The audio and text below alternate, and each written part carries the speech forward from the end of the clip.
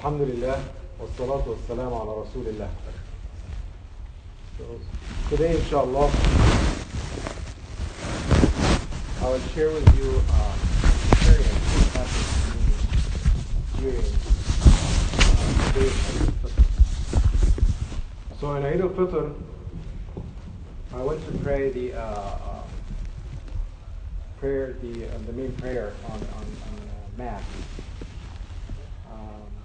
That day, if you remember, it was extremely hot. The weather was so hot at this time, it was almost above 100 degrees. And when I reached there, it was so crowded as well, mashallah. It was, of course, the parking was so full. They've got the Marymore Park next to it, and even this was full until the middle of Marymore Park. Is like 2 hours of walking distance.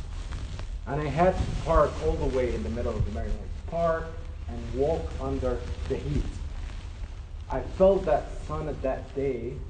I didn't have anything to cover my head, and I felt from the heat of the sun at this time, it's like my skin started to burn.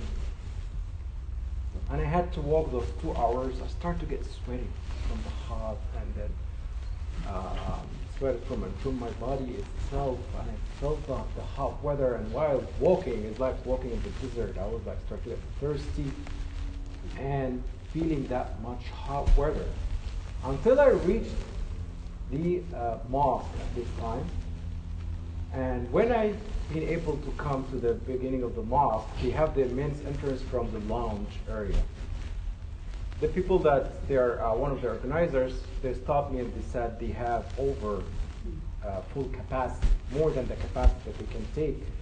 And I had to wait outside in that sun and the heat.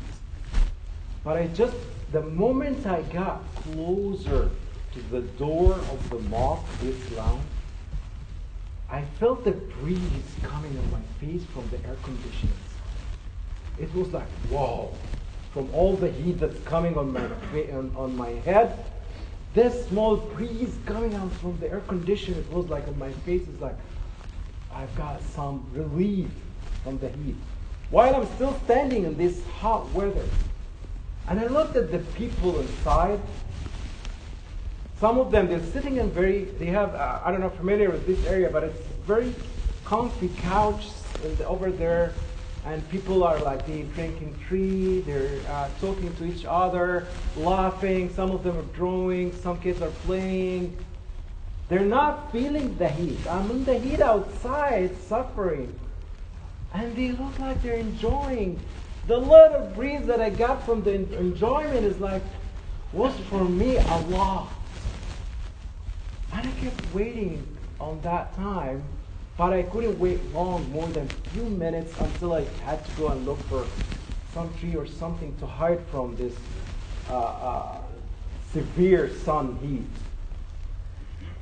But during the time I was watching those guys inside, I had this regret on myself. I thought if I just was like 10 minutes, I was like almost the last person. 10 minutes early. If I woke up 10 minutes early, or I had to come 10 minutes early, or I walk a little bit faster, I would have been enjoying the air condition like those guys. But when I had this regret, subhanAllah, something came into my heart. I imagined the day of judgment, where we will be standing for 50,000 years under the heat of the sun. Today, the sun is millions of miles away from our heads. And I couldn't stand it for a few minutes. And that day, according to the hadith, it's less than a mile above our heads. How can we take this heat, this much heat? And it's not only that. It's for 50,000 years. I stayed for a few minutes. And you know, the hour is 60 minutes. The day, 24 hours. The year is 365 days. Those few minutes nothing compared to the 50,000 years. It's more than 5,000 million times of the time I've spent, and I couldn't take it. And that day, there's no way to drink. You would be thirsty. In the hadith, they're saying people will be covered in their sweat. You'll be sweating from the hot weather, from the heat of the sun.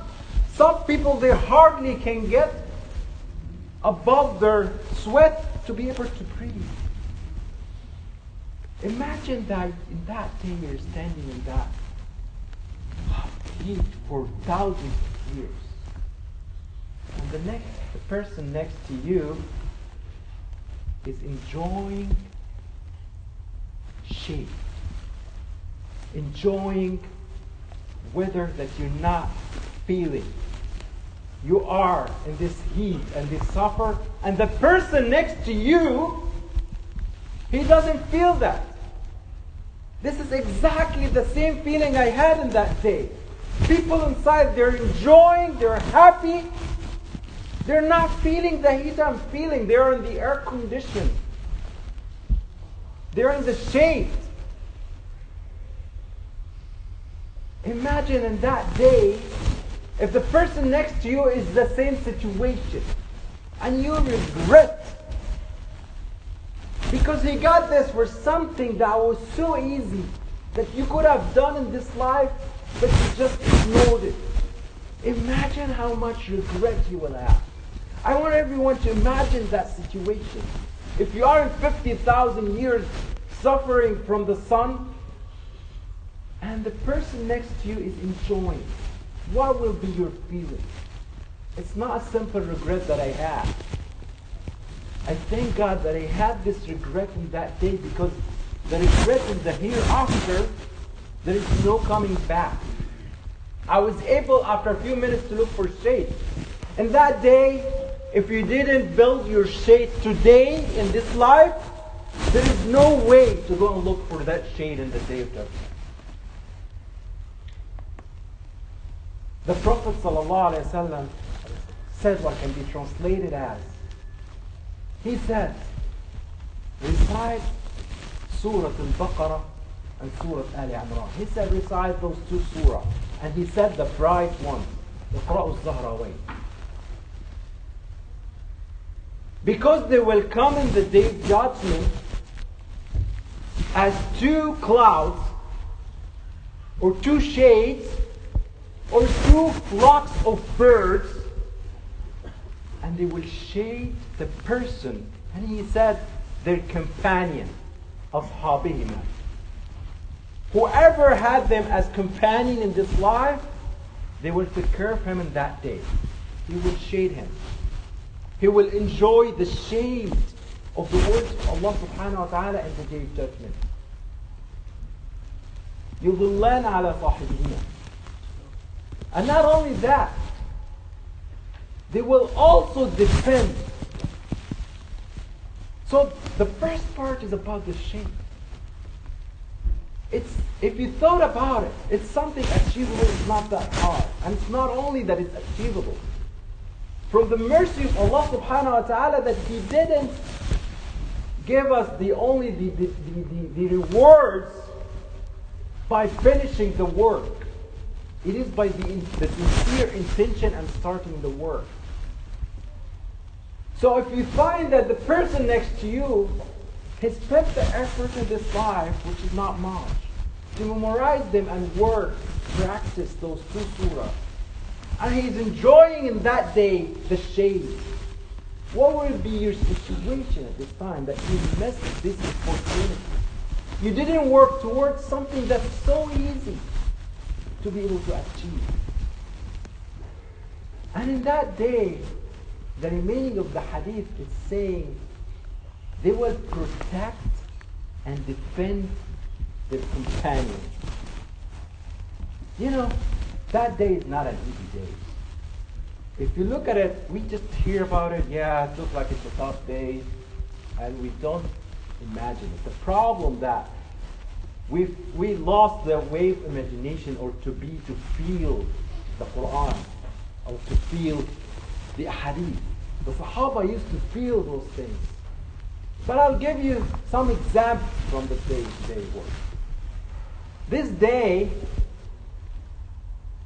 people will be getting out of grave without something protecting their body. And that day, I was suffering from the heat, which, as I said, millions of miles away. But my feet were protected by a shoe, so I'm not feeling the heat on the ground. And that day, you will not have that protection. My skin was protected. In that day, nothing will protect your skin. And you will come out carrying yourself. And it's not like, yeah, you will walk, it's a trap that you will walk, get the hisab and go to Jannah or not. No. That day you will see people that they're screaming, being dragged. It's a tough day.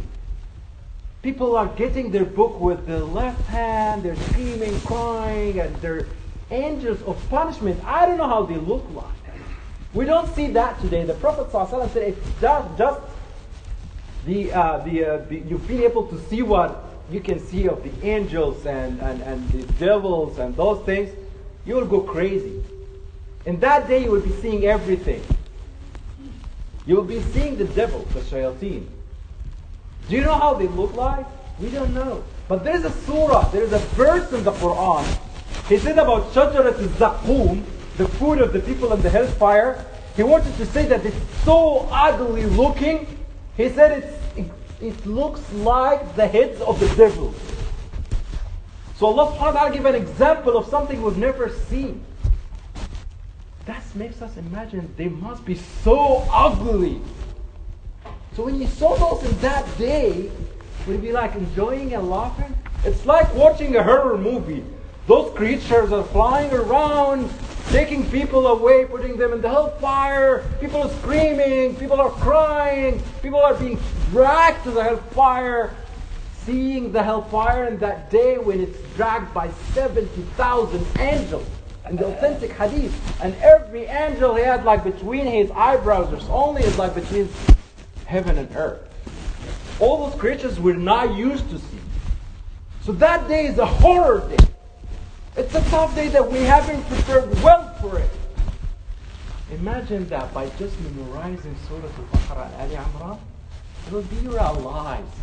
They will be your companions and friends, protecting you from all of that. And not only protecting you, when you stand up for the reckoning in front of Allah subhanahu wa ta'ala, they will defend you. They will talk in your behalf. And that day, your mouth will be sealed. Imagine that the words of Allah subhanahu wa ta'ala are defending you in that day. They're next to you, protecting you like your bodyguards from all of the sins. When you are in that terror, don't you need someone next to you? In that day, Allah subhanahu wa ta'ala said, يَوْمَ يَفِرُّ الْمَرْءُ مِنْ أَخِيهِ. Your brother will run away from you. Your mother. See how much mothers love their kids? They would be running away from their kids in that day. Your brother, your father, your mother, your sister, your brother, your family. Everyone is running away. And you find yourself by yourself. You need to build your companion in that day. It's that day. It's like I imagine one day that I heard one of the stories during the care. Someone was talking about that he got discriminated in the airport and got like lots of questions, and they were giving him a hard time. But just the feeling that at the time he got like care next to him, he got the rest. Because he doesn't know about the law. He doesn't know how to talk about people what is right. But just by having someone next to him was like giving him discomfort. Imagine in that day, in that horror day, and all those creatures flying around, people are crying, people are screaming, and you find someone is taking you, don't worry, I'm your companion. I'll take care of you. They're shading you. You're enjoying the shade. They're taking care of you.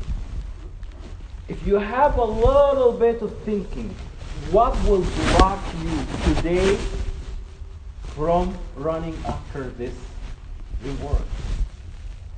Getting your companion on Day of Judgment to be with you and to shade you. Give me one reason that you can't. Even if it's so hard, you just start by being patient. The Prophet ﷺ said, إِنَّمَا الْأَعْمَالُ بِالنِّيَّاتِ. The actions get rewarded according to your intention, not by the action itself. So you might start today, have a plan that you will memorize in 50 years. All what you can do is memorizing one word a day. And you could have finished, you died, something happened, but you were sincere and you started, but you didn't finish. You got the reward, subhanAllah. So what will block us from planning? The tawakkul on Allah. Ask Allah subhanahu wa ta'ala to get this reward. I thank Allah subhanahu wa ta'ala that this thinking came to my heart on that day. So I don't regret losing that in the hereafter. So the scholar said, I went through all of the hadith and what's the explanation from them. So there's another narration when our Prophet ﷺ said, Yu'ta, that there will, in the day of judgment, the Qur'an will come, and the people who memorized it, وَأَهْلَهُ, the people that is ahlahu means the family who used to memorize it and work upon it, يَعْمَلُونَ بِالنَّسِيبِ, they practice. And they will be led by Surah al-Baqarah and Aal Imraan. And they will be shading, and the continuation of the hadith. And another hadith is only for the Baqarah and Aal Imraan, اقرأوا al-Zahrawaan. Read, which means memorize and recite regularly, Surah al-Baqarah and Aal Imraan. So those are the three things we need to do. Recite, make sure that it's part of your daily routine to recite those surahs. As the Prophet ﷺ said in another hadith, the house that Surah al-Baqarah is recited in it, Shaitan will never enter this house.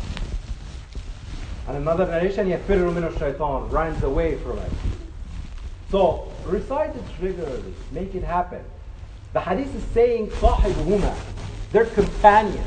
Take them as companion in this life, they will be your companion in the hereafter. So first thing, reciting them. Memorizing them. They need to be your heart, in this life, so they can be your companion in the hereafter. And use them, practice upon whatever inside them. And this is the interesting part. Surah al-Baqarah, subhanAllah, is a unique surah. It was the first that was revealed in Medina when the Prophet ﷺ did the immigration to the Medina. It was from the first that it started to be the revolution of it from that time through the entire years that they've been in the Medina. So that it has the shape of building the Muslim society. It has the only surah that has the 5 pillars. It talks about Hajj in detail. It talks about Sawm, Ramadan in detail. It talks about family. What you do with family, marriage, divorce, khullas, they saying there, all of those is being mentioned inside Surah al-Baqarah, how to live your life. It has all the fiqh you need. It has the tawheed in it. It talks about ghaib, unknown, and tawheed. And it talks about how can we work with each other. It talks about the previous experiments of other nations. Some of them failed, some succeeded, and how can we take benefits of both? It talks how can we be successful on earth for Allah subhanahu wa ta'ala. And this is the main objective of Surah.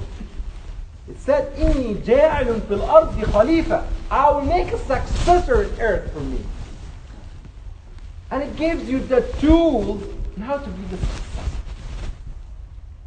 And this Surah Al Imran, all what it said is give you the how can you take this and be patient and steadfast in it. Those simply the.